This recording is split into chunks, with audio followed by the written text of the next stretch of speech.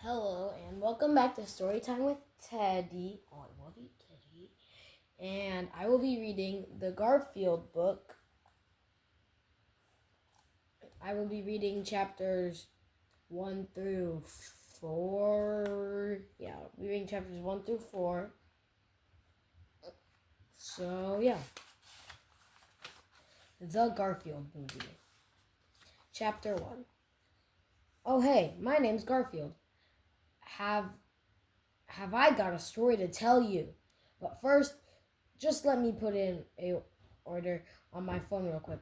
It'll only take a second, I promise. Let's see. Open the app. I'm gonna get a double pepperoni pizza, order of breadsticks, and lasagna, of course. Yeah. And do I want dessert? Oh, I'm gonna be naughty. Butterscotch Bundino. I'm gonna have 5. When do I want it delivered? Goes without saying. Now, please. That ought to hold me till breakfast. Okay, where was I? Oh, right. My story. And I have a... And, wait. And I have a real treat for you today. No, Odie. Not a treat for you. Stop. No, stop jumping. Man, it's like you've got springs in your legs. Okay, fine. Here, enjoy. Anyway, about the treat. Can I just say you will not be disappointed? It's a story about me that no one's ever heard before, and it features someone in my life you've never met.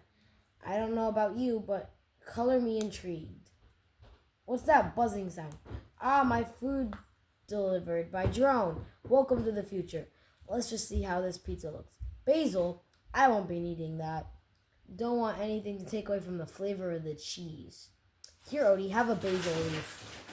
You know, for you to really fully understand my story, I'm gonna have to take you back to where it all began. Teddy, will you come on? Hello, Teddy. Chapter 2. Yeah, the pictures are there's no pictures, it's just a picture of Garfield on each chapter page. That's it. Chapter 2. Like every great story, it all started on a dark and stormy night. It was foggy that night. The rain hadn't started yet. Black clouds blocked the moon and stars. In an alley, a large, mysterious figure loomed over a tiny orange. A mysterious figure loomed over a tiny orange kitten with big eyes. Wait here, Junior, the figure said, gesturing for the kitten to stay. I'll be right back. The scared little kitten was Garfield, the big shadowy figure that had placed him in the wooden crate. Lying on his side with huge eyes open wide, Garfield watched as the figure hurried down to the end of the alley, looked to his left, and scurried off. Left all alone, Garfield stretched his little paws towards him and the end of the alley, hoping the figure would return. Brum! Thunder rumbled in the distance. Seconds later, lightning flashed and big cold raindrops started to fall. Garfield huddled into the back corner of the box, trying to stay dry and warm. He looked out to see if the figure had kept the promise to come right back, but no one was there. There was a demanding clap of thunder. Kaboom! Garfield cowered farther into the box, trembling. Ruff, ruff! A dog barked, scaring the kitten even more. Honk, honk! Cars beeped their horns. Vrr, vrr! Sirens wailed through the night. It was all too much for the little kitten. He lay down in the box, covering his eyes with his paws, trying to block out the terrifying world. But his paws didn't stop the delicious scent from reaching his nose. What was it? Garfield sniffed the air, looking around to see where the smell was coming from. He spotted the warm glow of the restaurant across the street from the end of the alley. Okay. A waiter was serving hot pizzas to happy customers. Garfield suddenly remembered that in addition to being cold, wet, and miserable, he was also hungry, practically starving. Cautiously, looking around for dogs, wolves, and monsters, he crept out of the wooden crate down to the alley. When he started to run across the wet street, a car roared into view. Garfield skittered back up onto the curb. He worked up the courage to try to cross the street again, but another car drove towards him from the opposite direction. The kitten sat in the street for a second to let the car pass. Suddenly, he saw another car heading right towards him, so he frantically slipped and skidded the rest of the way across. Finally, he reached the sidewalk across the restaurant, breathing hard. Through the steamed-up front window, Garfield saw a man sitting at a small table. He was the only customer eating all by himself. A waiter brought the lonely man a pizza. It looked delicious. Garfield sniffed, smelling the hot food. Whump! Garfield pressed himself against a glass, staring at the pizza. "Oh, hi there, little buddy," the man inside said, his voice muffled by the window. "Hi," the kitten smiled back. The man tapped his fingers against the window. Garfield smacked his paws against the glass, chasing the fingers moving around on the other side. Oh yeah, just saying, the other book I was reading, the California Wildfires book, I will probably read that after this book again. But we have some Garfield plushies. We have Odie, and we have Garfield. Okay, back with the book. He and the man grinned at each other. After checking to see if anyone was in the restaurant was looking, the man quietly opened the window and let Garfield in. Grateful, bedraggled kitten guzzled the man, purring. "You hungry, little guy?" the man asked. Garfield nodded, his eyes wide, so the man offered him a tiny bite of pizza. The kitten ate a teeny sliver of a nibble. "Want a little more?" the man asked. Then Garfield nodded again. Then gulp! He scarfed down the entire pizza in one whole bite. "Whoa!" John cried, amazed. "You are a hungry little guy." He motioned to the waiter and quickly hid the kitten with his menu, since pet weren't allowed in Mama Leone's.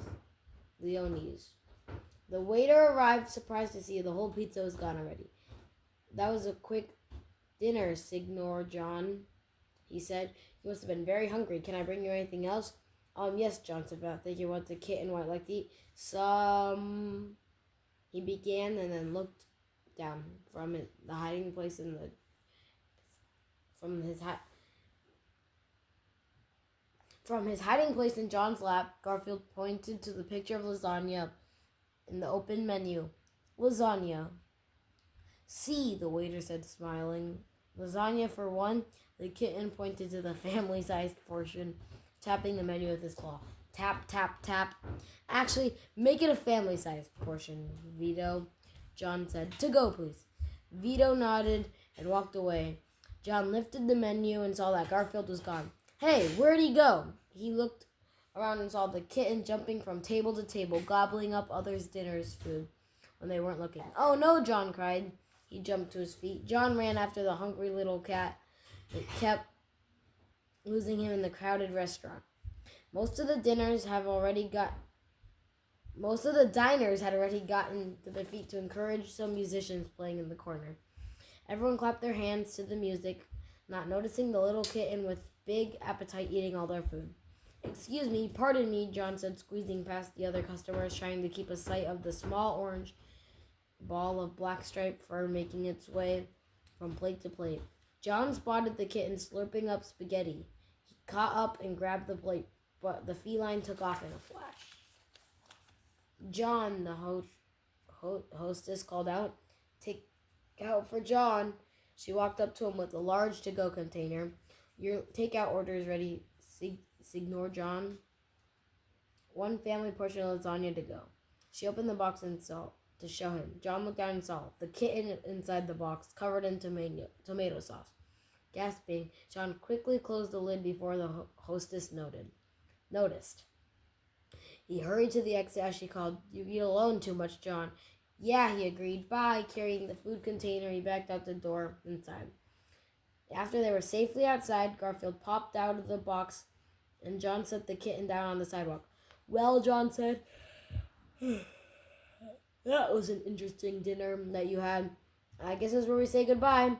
Garfield cocked his head, looking confused. They just met, and it was already saying goodbye. He liked this guy and his taste of food.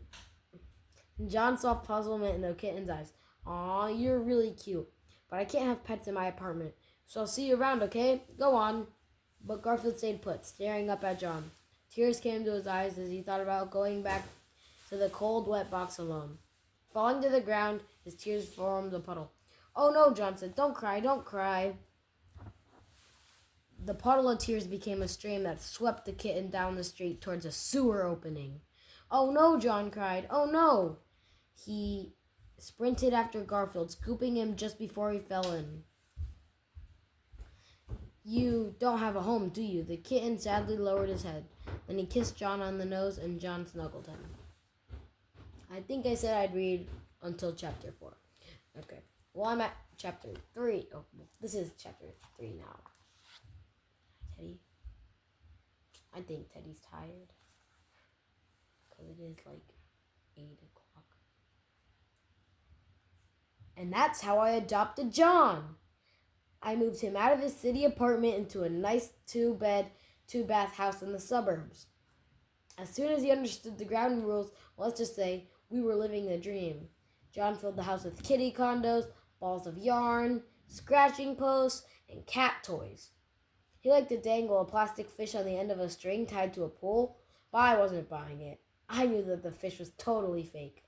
Still, there was plenty of pizza, so I was happy. Once we were settled in, I even let John get a pet, Odie. Soon, he became my most trusted ally. He was kind, gentle, and most important, my unpaid intern.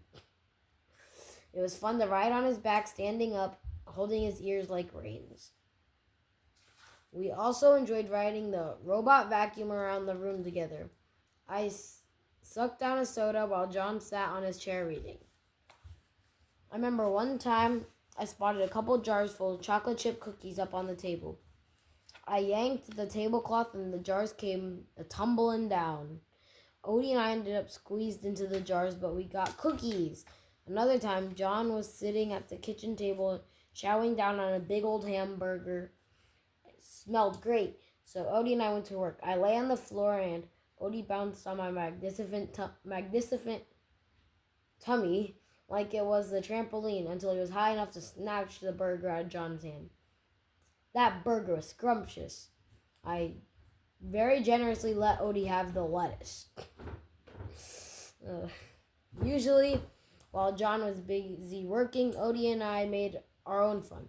We particularly enjoyed the bungee jumping. Odie would sit on a rain gutter at the edge of the roof, and I would bungee down his tongue, making faces at John through the window. Good times. I even let Odie eat my dry cat food. I preferred the popcorn, lasagna, hot dogs, and the Chinese carry-out John would buy for movie nights. Yep, life was pretty close to perfect, except for one thing, Mondays. Take last Monday, for example. I was sleeping comfortably in my bed when John threw open the curtains, let sunlight pour into the room. Time to go to the vet, he told me. Talk about rude awakenings. When we got to the vet's office, she put me on the scale to weigh me. The scale collapsed. Grabbing a microphone, the vet called out, "We're gonna need the big scale." Did she have to announce that to the whole office? That afternoon, when I tried to enjoy a little me time outside, a fierce wind started to blow. I grabbed onto a branch, but snapped right off, sending me flying through the front door and out the back window. Fortunately, the front door was open. Unfortunately, the back window was not. Back inside, I tried to relax with a steaming mug of cocoa and a newspaper. But just as I was settling in, a huge spider stomped up onto the counter. "Arachnid," I screamed, and Monday still wasn't done with me. I got hit in the face with a pie. Ice cream plopped off my cone onto the sidewalk. I tried to brush my teeth and toothpaste squirted everywhere, including onto my fur. So John gave me a bath. I hate baths. He dried me off with the hairdryer.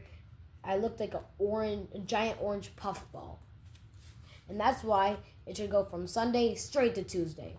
Tuesday was much, much better. I started the day by waking up John. I walked right across his stomach. stuck my face on his and said, "Wakey, wakey, eggs and bakey, good morning." But John did not make eggs and bacon. He started dropping vegetables in the blender for a breakfast smoothie. Luckily, he was so sleepy he didn't notice me adding a few choice ingredients: steak, pizza, pie, muffins, a cake. I positioned myself on the ceiling, and when the overstuffed blender blasted out a delicious pink smoothie, I was ready to catch it all in my mouth. A great start to the day. Later, while John read a book in his chair, Odie helped me set out my new custom lounge chair, waiting for the TV, complete with built-in speakers. "Where'd you get that chair?" John asked me, bewildered. Ignoring him, I settled in my cart full of snacks to watch my favorite network. I mean, a cat playing the piano? Come on, that's hilarious. Unfortunately, Odie grabbed the remote and changed the channel to a mushy romantic movie. I practically barfed, but Odie and John sobbed with joy. Later, I found John on his exercise bike, pedaling so hard he passed out. Acting quickly, I shoved an emergency slice of pizza in his mouth. As I helped John off the emergency bike, I called Odie. "Odie, can you put this back in? Can you put this back to normal?"